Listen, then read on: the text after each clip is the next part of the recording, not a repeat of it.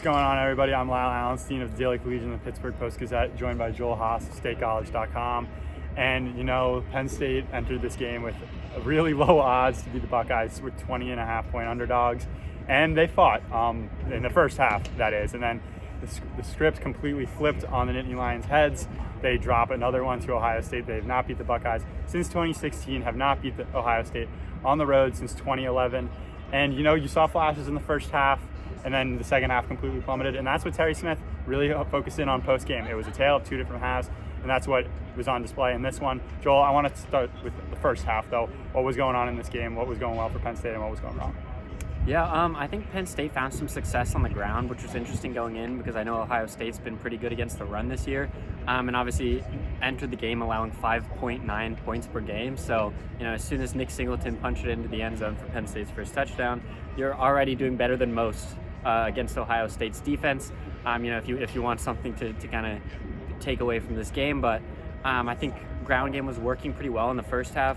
Then Ohio State kind of stiffened up in the second half, wasn't allowing as many yards on the ground. And that's kind of when Penn State's defense started to stall out. They really weren't finding too much through the air throughout the entire game. They did get Nick Singleton involved today in the passing game more so than the run game, and I think that's what you have to do with him at this point. I think that's kind of his specialty. I'm not saying convert him to a wide receiver, but you have to use him as kind of that third down back because that's just what he's best at. I think that's kind of why Penn State was able to get to 14 in the first half. Obviously, the fumble also helps set up the second touchdown that gets you right there. Nice momentum-changing play.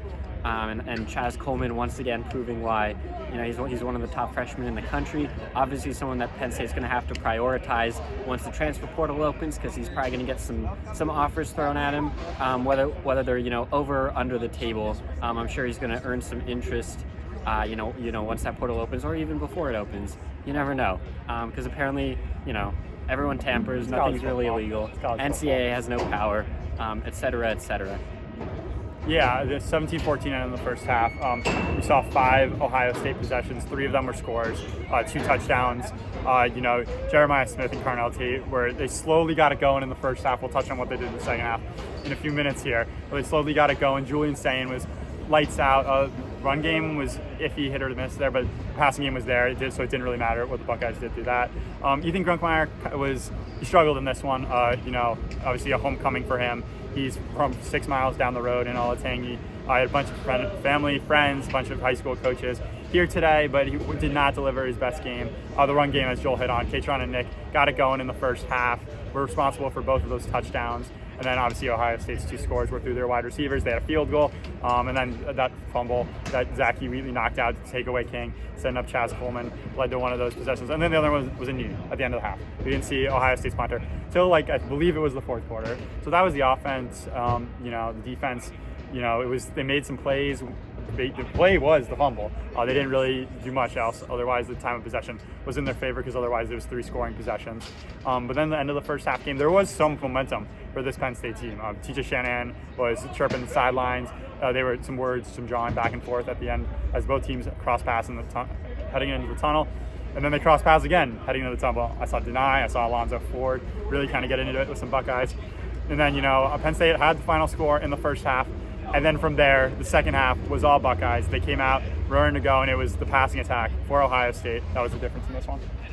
Yeah, it felt like Ohio State could pretty much move the ball at will through the air. I think Julian Sayin's passer rating for the game was like 250, 260, something in that range, which I don't know that I've ever seen that before. He had a couple, 50-plus yard bombs. Obviously has an elite wide receiver core, but, I came away really impressed with him. Obviously, you can see why he's one of the favorites to win the Heisman this year.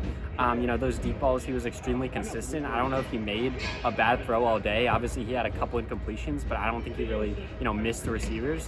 I think he had one throwaway and then a couple that were catchable balls that I thought. So came away really impressed with Julian Sayin today and obviously just the passing game as a whole. They were beating Penn State over the top consistently, which is the one thing that Terry Smith said throughout the week. We can't let them beat us over the top. We're going to make them earn everything in front of us and nickel and dime their way down the field. That didn't happen at all, so I don't know what went wrong there. Something I guess was lost in communication because Knowles didn't get the memo or the players didn't get the memo. Obviously, they were letting a lot get behind them today. I actually thought Penn State played fairly well against the run game, at least in the first half. And then I think Ohio State had a big run in the third or fourth quarter, like a 50-yarder. I thought Bo was very good for Ohio State. And then when C.J. Donaldson got the ball, I thought there was a bit of a drop-off, which almost reminded me of kind of Penn State's situation, throughout the first 7 or so games of the season. I guess first 6 games of the season where Nick and Katron were splitting carries, even though it felt to me and everyone else like Katron was the better back. So, I think Ohio State had like 3.5 yards per carry heading into the fourth quarter, something like that, and then went up a little bit there at the end as they were able to salt the game away. So I guess that's kind of another, bright spot for Penn State today was the run defense, obviously up until the very end, but the secondary was bad. I mean, A.J. Harris' draft stock just continues to fall. He's got to come back, right? There's no way. I think he has to. I mean, we've seen this story so many times before where it's like, can Penn State get a first-round defensive back for the first time in program history? And it just seems like they're cursed. I mean, they were close with Joey Porter, who was the number 32 pick in the draft, but technically was the first pick of the second round. Obviously, Kalen King at one point, number 4. At one point was mocked as a first rounder. A.J. Harris was supposed to do it, so we still have yet to see that from Penn State. I don't think we will see it, obviously, at this point in the season. Things have just gone downhill for Harris, especially since he got benched. Forget which game that was, but a couple games back, the Northwestern game after giving up a touchdown. And I mean, nobody's really been able to stop these Ohio State receivers to this point, except maybe Texas week 1, but that was also kind of breaking in a new quarterback and things like that, so you can kind of excuse them for that. Frankly, I don't see any team that's really stopping Ohio State this year. I think the Buckeyes, are favored to win the national championship, and for good reason. I would pick them, today if I had to win it all. But that's also no excuse. I mean, this was Penn State's largest loss by points since 2022 against Michigan, which is also a game where Michigan knew every play Penn State was running. There it is. Just going to throw that out there. So this was Penn State's worst performance since they played a team that was cheating. And that was also 3 years ago. So obviously disappointing, and it comes after you stole the defensive coordinator from this team, which just kind of adds insult to injury. They even showed Jim Knowles on the Jumbotron in the fourth quarter, got some boos from the crowd. I know social media is going to be on fire today with Ohio State fans coming after him. I'm already getting mentions from the Ohio State fans who have bookmarked all my Jim Knowles tweets. There it is. It's inescapable, man. These fans are everywhere. You kind of got to give it to them for the dedication there. I mean, they're pulling up stuff from a year ago. But yeah, I don't know what else to say about that. Yeah, just circle back on a day that Nick Saban was talking about how he made a terrible decision to put oh my God, why am I? Julian Sayin. Yeah, Julian Sayin on the practice squad, who weeks later went to Ohio State.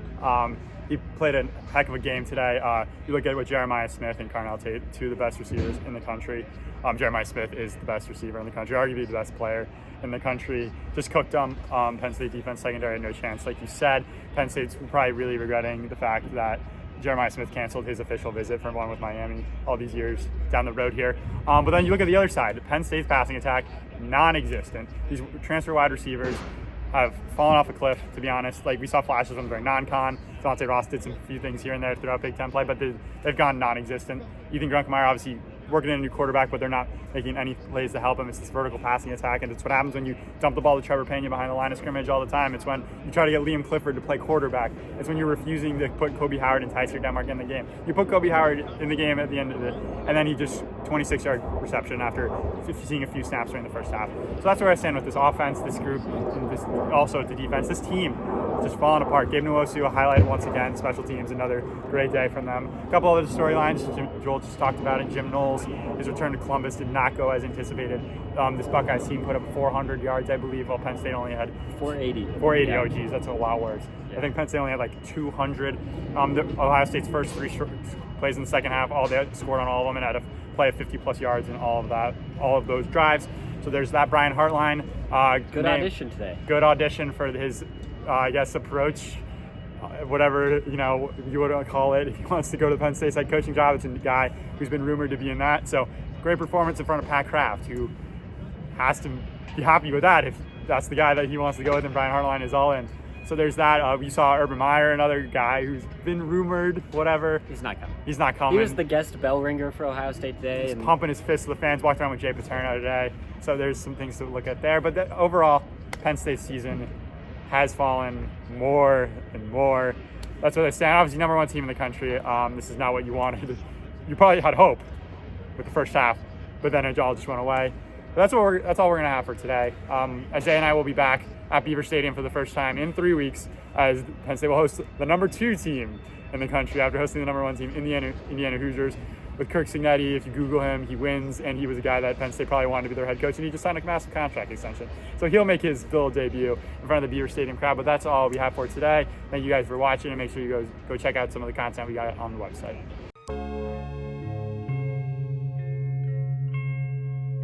Thank you for checking out this content from Post-Gazette Sports. If you watch this video on YouTube, please like the video and subscribe to our channel.